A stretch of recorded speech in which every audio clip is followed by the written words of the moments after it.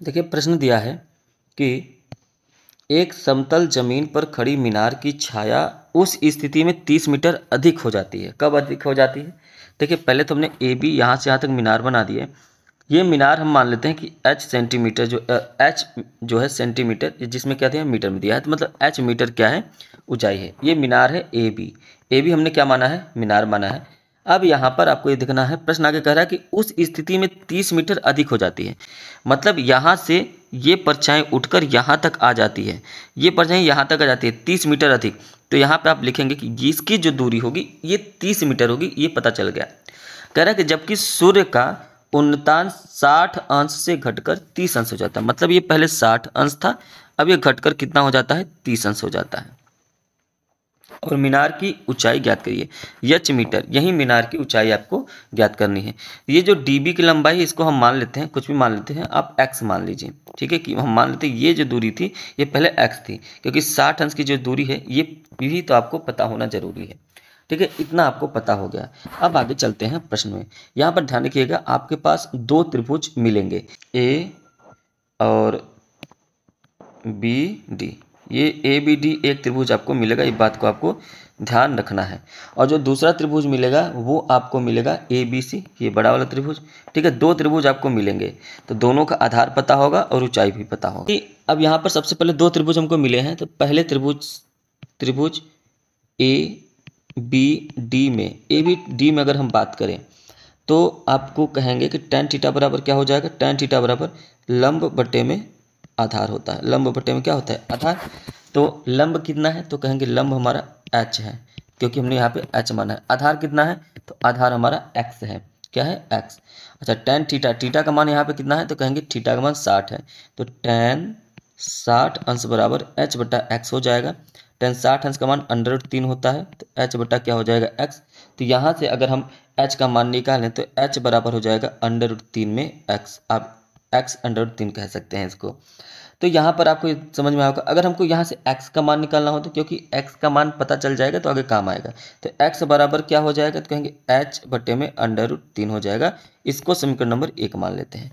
इसी कड़ी में आगे जब बढ़ेंगे तो हम लोग त्रिभुज ए बी सी में बात करेंगे। ए बी सी, अगर त्रिभुज ए बी सी में बात करें तो यहाँ पर भी आप कहेंगे कि tan थीटा बराबर क्या होगा? कहेंगे लंब बटे में आधार हो जाएगा tan थीटा बराबर।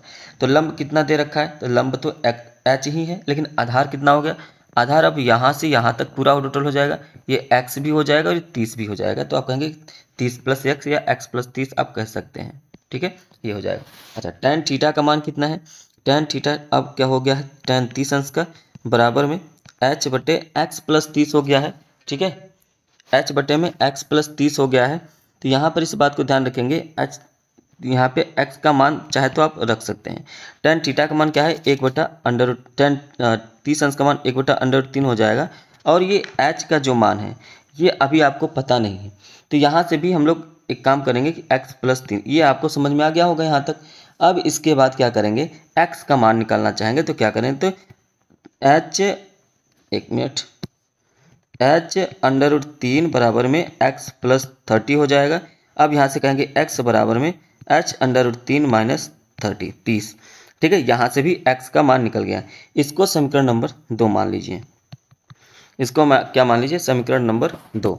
अब यहाँ पे ये समीकरण नंबर 2 हो गया है। अब इसके बाद ध्यान से समझिए कि समीकरण नंबर 1 अगर आप देखें तो यहाँ पर भी x का मान है, समीकरण नंबर 2 देखें तो यहाँ पर भी x का मान है, दोनों जगह पे। तो दोनों को हम लोग तुलना कर सकते हैं, तो ये कह सकते हैं कि समीकरण नंबर 1 और 2 से, समीकरण नंबर 1 और 2 से। ठीक है, तो यहाँ पर क्या हो जाएगा? आप रख देंगे h बटे में √3 बराबर में h √3 - 30। ठीक है, अब यहाँ पर इसको हम लोग करेंगे सॉल्व। अब यहाँ पर तिरिया गुणा कर देंगे तो h बराबर क्या हो जाएगा? √3 में गुणा कर देंगे √3 का, 3h हो जाएगा, -30 √3 हो जाएगा। तो अब क्या कर सकते हैं? ठीक है, देखिए ध्यान से। अब यहाँ से h को एक तरफ हम लोग कर सकते हैं, तो h -3h बराबर -30 √3 हो जाएगा। 3h में से एक h घटाएंगे तो 2h बचेगा, 2h बराबर में -30 √3। ध्यान रखेंगे ये भी माइनस में होगा तो माइनस से माइनस कट जाएगा। ठीक है, तो 2h बराबर क्या बचेगा? 30√3। तो h बराबर क्या हो जाएगा 30√3/2। इसको इससे काट दीजिए, ये हो जाएगा 15। तो h बराबर क्या हो जाएगा 15√3। 15 में √3 हो जाएगा। तो ये ध्यान रखेंगे कि h का मान आप चाहे तो आंसर यहाँ पे इतना कर सकते हैं, लेकिन आपको यहाँ पे प्रश्न में दिया है कि √3 का मान आपको 1.732 रखना है। तो इसलिए आप यहाँ पे √3 का मान 1.732 रखना पड़ेगा और इसका गुणा करना पड़ेगा।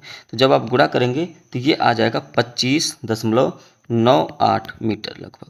ठीक है, तो ये आपका क्या हो जाएगा फाइनल आंसर हो जाएगा। अगर आपको ये √3 का मान न दिया होता तो आप यहाँ पे रखने की जरूरत नहीं थी, आपका आंसर यही माना जाता। क्लियर है? तो उम्मीद है कि ये प्रश्न आपको अच्छे से समझ में आया होगा। सब्सक्राइब जरूर करें।